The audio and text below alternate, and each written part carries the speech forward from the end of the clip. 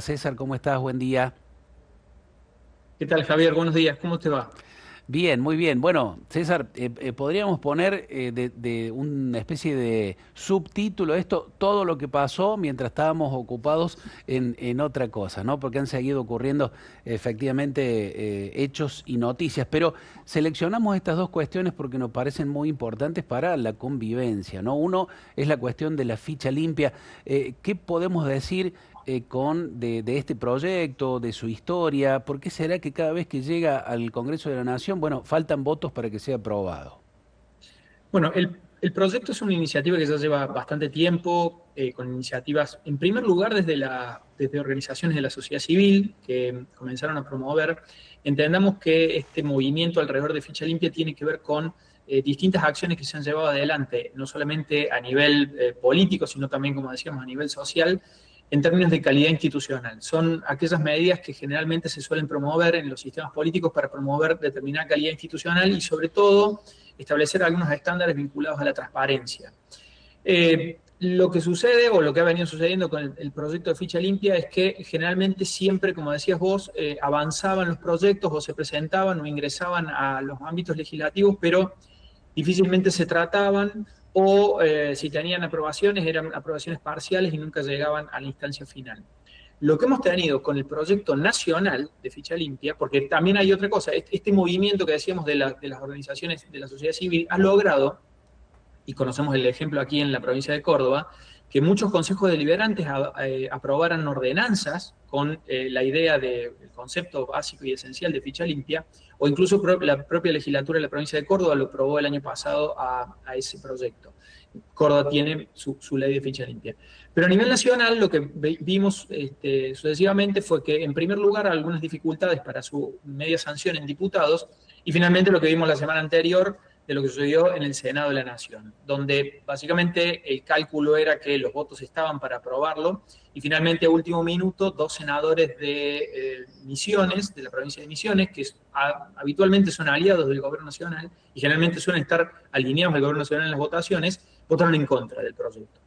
Entonces, como reseñaban ustedes ahí recién, se desataron toda una serie de suspicacias respecto de cómo y por qué se dieron vuelta esos votos. Lo que sucede en la práctica, lo que nosotros tenemos es que argumentos de uno y otro lado respecto de, por ejemplo, el argumento que tenía el kirchnerismo en relación a que este era un proyecto orientado a la proscripción de Cristina Fernández de Kirchner. Ellos planteaban que este proyecto tenía nombre y apellido, que estaba orientado directamente a Cristina. Ahí el punto es el siguiente, hay dos cuestiones en relación a eso, y sobre todo considerando lo que sucede con alguna experiencia comparada. El primer inicio de esto, o los primeros antecedentes que nosotros que tenemos por acá en un entorno relativamente más reciente del tiempo, han sido en Italia, ¿sí? Italia empezó con movimientos, en primer lugar, precisamente movimientos ciudadanos que luego se convirtieron en partidos políticos y finalmente lograron promover esta idea de que no hubiese candidatos con condenas que pudieran postularse a las elecciones. El punto es que Ficha Limpia puede actuar como un mecanismo de proscripción política si nosotros tenemos un poder judicial que no es independiente. Claro. Ese es el punto. Si nosotros tuviésemos un poder judicial independiente en el cual, sin ningún tipo de manipulación, la justicia decidiese la culpabilidad o inocencia de dirigentes políticos por cualquier motivo, causa de corrupción o por lo que fuese, en primer lugar no tendremos el problema de la necesidad de la ficha limpia. Y en segundo lugar, no estaría en tela de juicio si esto es un mecanismo de proscripción o no. Lo que tenemos hoy en la práctica es que el proyecto no se ha aprobado en el Senado, de hecho ha sido rechazado por el Senado y al haber sido rechazado por el Senado durante todo este año no va a poder volver a ser tratado. Eventualmente algunos dirigentes lo podrán presentar nuevamente el año que viene y se podrá volver a intentar en relación a eso. Hemos tenido antecedentes de proyectos que han sido rechazados y luego aprobados en años posteriores. Pero en este momento el punto en relación a esto está en las derivaciones políticas, que es lo más probablemente sustancial en términos de el escenario electoral que estamos viviendo este año. Claramente las acusaciones cruzadas que reseñaban recién entre Javier Milei y el expresidente Mauricio Macri, respecto de cuál de los dos ha sido el que favoreció el rechazo de este proyecto, claramente lo que queda en evidencia es que no se está discutiendo ficha limpia. Lo que se está discutiendo es un cálculo político del posicionamiento de cada uno de los partidos en vistas al escenario de octubre y en última instancia cuán funcional o no a cada uno de estos espacios políticos es que Cristina Fernández de Kirchner efectivamente pueda ser candidata nacional. Qué penoso, ¿no? Digo, Sí. también en esto, en algo que podría en todo caso generar consenso a favor, más allá de este debate de fondo que tiene el proyecto y lo que implica la figura de la ficha limpia, digo, qué penoso utilizarlo también para el interés chiquito de corto plazo vinculado con la elección y puntualmente en la elección de Cava, ¿no? De legisladores allí de la Ciudad Autónoma de Buenos Aires. César, también esto, bueno, pone más ruido a el enojo generalizado que hay de la gente con la política, incluyendo ahora a alguien que hasta hace poco estaba fuera de la casta o decía estarlo, como es el oficialismo a nivel nacional, ¿no? Probablemente lo que estemos viendo es una especie de metabolización del sistema incorporando a la libertad avanza ya como un componente más de este paisaje, ¿sí? Se ha incorporado plenamente, digamos, algo así al ecosistema de la política. Y a partir de allí, naturalmente, la libertad avanza y el partido del presidente empieza a jugar con las reglas clásicas de la política. Y probablemente lo podamos ver en varios acontecimientos que se han dado en las últimas semanas, en los últimos meses. En primer lugar, bueno, lo más evidente o lo más reciente que tenemos es esta votación en el Senado, en el cual lo que está haciendo el gobierno es votar a favor o en contra de una determinada iniciativa o estructurar votos de propios o de aliados a favor o en contra de una iniciativa, no por el contenido propio de la ley que se está discutiendo, sino por las derivaciones políticas que tengan que ver en el plano estrictamente electoral, ¿sí? No nos olvidemos, siempre lo repetimos, los partidos políticos existen y los dirigentes políticos existen para ganar elecciones primero y luego gobernar. La prioridad siempre es primero ganar una elección y luego gobernar. Entonces, es natural que en un año electoral los cálculos estén todos orientados hacia ese punto de fuga, hacia las elecciones de octubre. Entonces, a partir de allí, el gobierno lo que hace es, en primer lugar, lo que acabamos de ver, un cálculo en el cual naturalmente al gobierno nacional le conviene la persistencia de la figura de Cristina Fernández de Kirchner como una competencia electoral por dos motivos. En primer lugar, porque dificulta que el espacio peronista o panperonista se termine alineando, porque claramente Cristina Fernández de Kirchner es una figura divisoria dentro del peronismo. Entonces, obturaría algún tipo de acuerdo transversal entre todos los sectores del peronismo. Y en segundo lugar, porque es el principal contrapeso que tiene Axel Kicillof en la provincia de Buenos Aires, porque de hecho también ha sido explícito y abierta el enfrentamiento entre Axel Kicillof y Cristina Kirchner.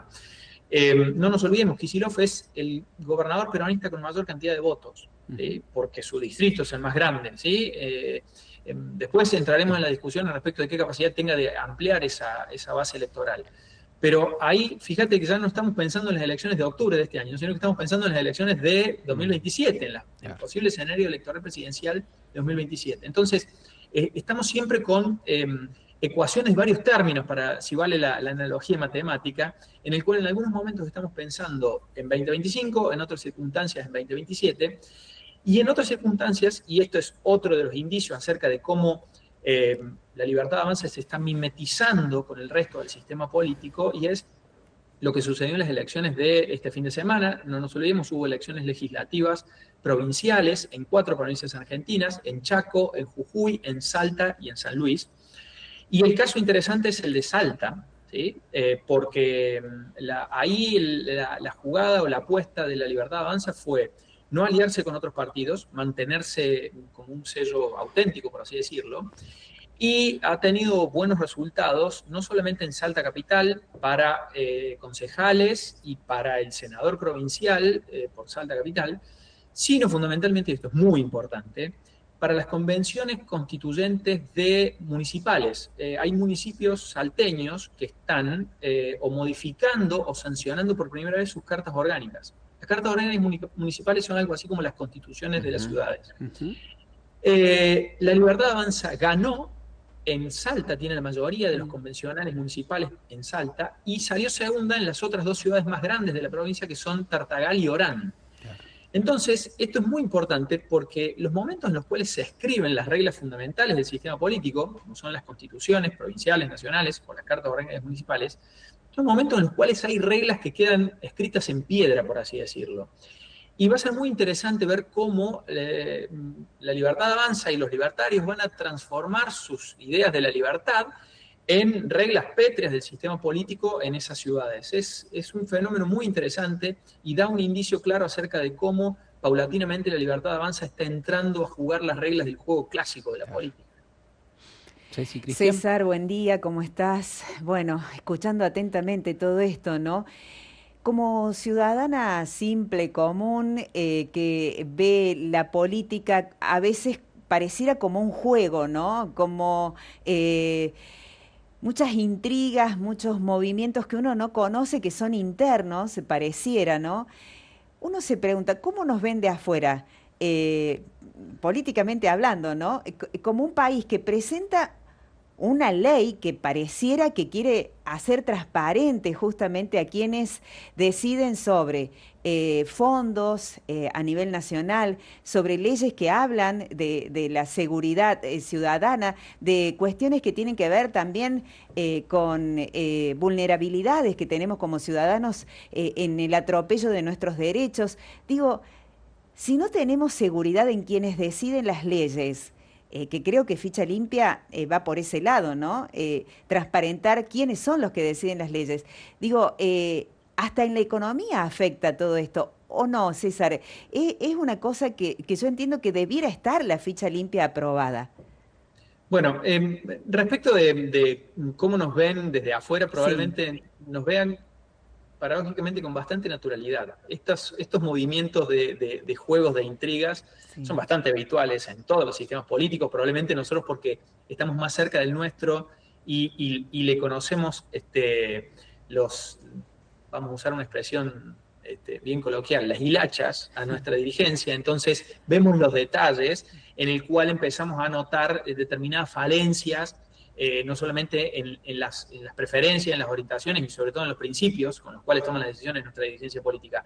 Pero lamentablemente esto es algo bastante habitual, con mayor o menor intensidad o de una manera más o menos explícita en otros países del mundo. Si nosotros siguiésemos con detenimiento la conversación política cotidiana en otros países, veríamos incluso hasta, a veces idealizamos algunos países europeos y demás y creemos que tienen sistemas como mucho más estables y demás, sí, eventualmente pueden llegar a tener algunos principios de estabilidad institucional o económica incluso mayores que la Argentina, pero no son ni de cerca una panacea ni nada por el estilo. Y hay una cosa que mencionabas vos recién respecto de en qué medida esta inestabilidad política se puede reflejar en las circunstancias económicas. Hay un ejemplo un poco más cercano que nosotros tenemos a nuestra realidad de Argentina para ver cómo esas cuestiones están disociadas. Para los que les interese es el caso de Perú. Perú es un país que en los últimos años viene atravesando enormes niveles de inestabilidad política, incluso la actual presidenta, Dina Boluarte, está fuertemente cuestionada, no solamente por la forma en la que llegó al poder, sino también por el estilo de ejercicio, incluso hasta con cuestionamientos respecto de sus niveles de autoritarismo, persecución a la oposición. No es precisamente un reflejo de calidad institucional la situación política y democrática en Perú, pero en términos económicos, la política económica en Perú permanece y se sostiene, y de hecho hasta es considerado ejemplo en algunos casos en términos de crecimiento, estabilidad macroeconómica, estabilidad de la moneda, independencia de la política económica y del Banco Central, por ejemplo. Entonces, ahí son cuestiones que están, digamos así, claramente separados, y la inestabilidad política no se contagia a las circunstancias económicas. Eso es probablemente lo que nos esté faltando en Argentina en estos momentos, donde generalmente la política y la economía son dos espejos que se están mirando permanentemente uno al otro. ¿Cómo te va, César? Bueno, mi pregunta también es para poder comprender si interpreté bien lo que, a mi criterio, pudiste explicar con claridad. Primero, el proyecto de ficha limpia ha fracasado porque debía ser así de acuerdo a que es funcional para lo que tiene que ver con la competencia electoral. ¿Entendí bien? Bueno, en la última instancia, quien mejor conoce el sentido de esa estrategia es el presidente de la Nación, pero visto de afuera, Bien. esos son los resultados. La presencia o la posibilidad de que Cristina Fernández compita en octubre sin ningún tipo de impedimento a partir de esto. Hay otro elemento importante, ¿no? Y es que también tiene que ver con la fase judicial, de la situación judicial de Cristina Fernández de Kirchner, y es si la Corte Suprema ratifica o no los fallos y las condenas que pesan sobre Cristina, porque ahí sí estaría efectivamente inhabilitada por una decisión de la justicia, ya no por una ley que impida en términos genéricos la participación en las elecciones de candidatos con condenas, sino que en el caso de Cristina, una parte de la condena, uno de los componentes de la condena que pesa sobre ella es la inhabilitación para ejercer cargos. Y eso es una decisión que en estos momentos está pendiente de definición en la Corte Suprema de Justicia. No nos olvidemos como ahí también tuvimos una carambola hace un par de semanas respecto de qué sucedía con la composición de la Corte Suprema y cómo en algunos casos, incluso algunos hasta pensaban que podía llegar a haber algún tipo de acuerdo o alineamiento entre el Gobierno Nacional y el kirchnerismo precisamente para designar ciertos jueces que favorecieran la situación de Cristina en la Corte. Acá, evidentemente, el punto es el cálculo político. Está para el gobierno el resultado de la elección en términos de estrategia electoral no es negativo, probablemente sí lo sea en términos de imagen. ¿Sí? El presidente claramente y sobre todo luego de algunas declaraciones tanto de el referente político de Misiones, Rovira, como de algunos de sus funcionarios, y es que dan a entender que ha habido un entendimiento de los senadores misioneros con el gobierno nacional para rechazar este proyecto de ley. Lo cual, como decimos, afecta significativamente la imagen del presidente, el valor de la palabra del presidente, y probablemente esto también nos dé un indicio acerca del otro tema que planteaba Javier al inicio respecto de esta relación tensa que está teniendo el gobierno nacional con la prensa. Y entre otras cosas, ¿por qué el gobierno está cuestionando o atacando de una manera tan frontal y directa al periódico? Bien, y otra duda es, respecto a la transparencia y la ética de la política que debería llevar ficha limpia y no ser una herramienta de proscripción, a tu criterio, ¿eso estaría garantizado si tuviéramos un poder judicial que realmente estuviera a la altura de las circunstancias? ¿Está bien así? Sí, hay dos efectos, hay dos elementos, perdón, ahí muy importantes. Es la independencia del Poder Judicial y la celeridad con la cual se toman las Bien. decisiones. ¿Sí?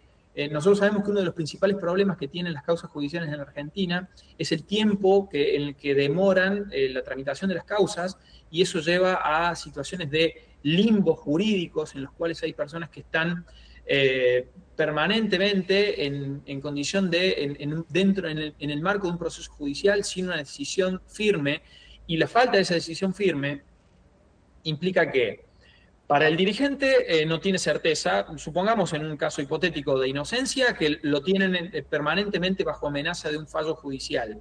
Y si fuera culpable, está blindado en esta circunstancia de indefinición judicial que le permite seguir compitiendo hasta tanto esa definición judicial no se concrete. Claro. Entonces, nosotros nuevamente, no necesitaríamos probablemente ficha limpia si nosotros tuviésemos una justicia que, independientemente y con celeridad, definiera la culpabilidad o inocencia de la dirigencia política. Si es culpable, acompaña, además de la sanción eventualmente penal, de cárcel, lo que sea, la inhabilitación para ejercer cargos públicos.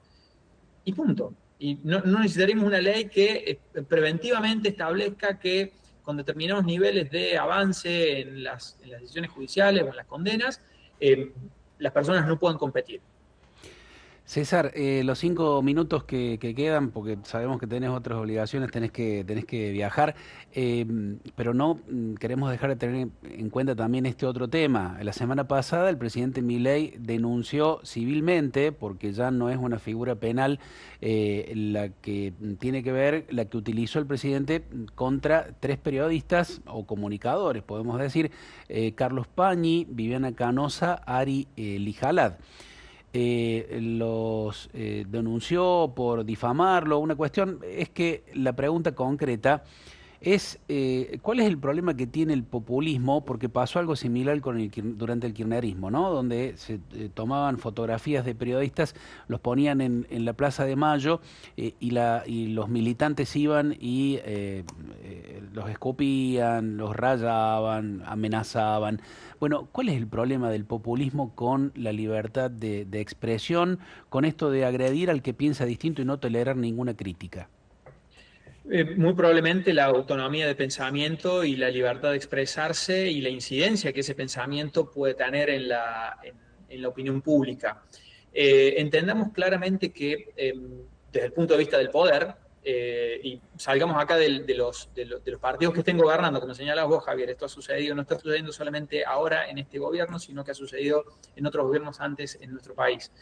Desde el punto de vista del poder, no es lo mismo la crítica de otro dirigente político que carga con el desprestigio de la clase política, desprestigio el cual el presidente ha contribuido y ha alimentado significativamente con toda la serie de calificaciones que ya le hemos escuchado muchas veces, en la cual cuando el presidente descalificaba a la clase política o a otros dirigentes políticos, lo que intentaba hacer era hacer sintonía con algún malestar que la sociedad tenía con esa clase política y generar alguna especie de empatía o acercamiento a partir de esta idea de que el presidente piensa como yo y cree que el resto de la dirigencia política es corrupta, inútil o toda la serie de descalificaciones que el gobierno y que el presidente puntualmente le proferían.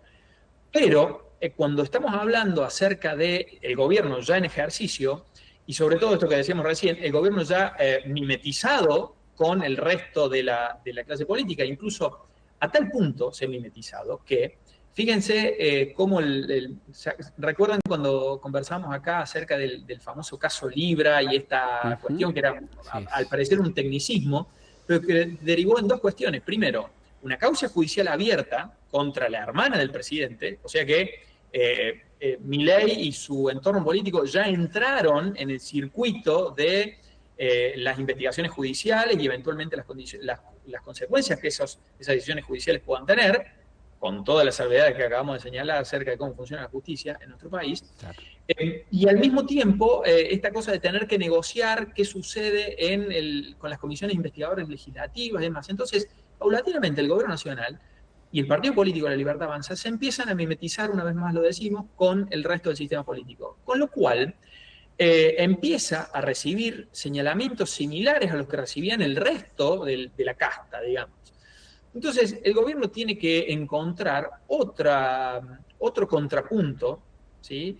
Y otro destinatario de su confrontación. No nos olvidemos, el estilo político del gobierno es la confrontación. Puede ser la confrontación contra dirigentes políticos, puede ser confrontación contra los empresarios, lo hizo semanas atrás cuando se discutía acerca de los aumentos de precios y si aparecía en la lista de precios, y entonces el ministro de Economía salía a decir cuáles eran las empresas y los empresarios que aumentaban los precios de manera ficticia o, digamos, sin justificación. Y ahora el presidente está claramente yendo hacia el periodismo. ¿Por qué? Por lo que decimos, por la autonomía que puedan llegar a tener estos periodistas, por la incidencia que los periodistas puedan llegar a tener en la opinión pública. Al gobierno le interesa muchísimo la opinión pública. Está constantemente pendiente y lo que no quiere hacer el gobierno es perder el control de la agenda y de la opinión pública y del debate público. Una cosa es que ese control de la agenda y del debate público se lo disputen otros dirigentes políticos que están desprestigiados, a que quienes le estén disputando el control de la agenda y los temas de la discusión pública sean periodistas, y en algunos casos periodistas incluso reconocidos o valorados por la sociedad en general. César, clarísimo, como siempre, te liberamos, te agradecemos muchísimo la disponibilidad y la profundidad de siempre, ¿eh?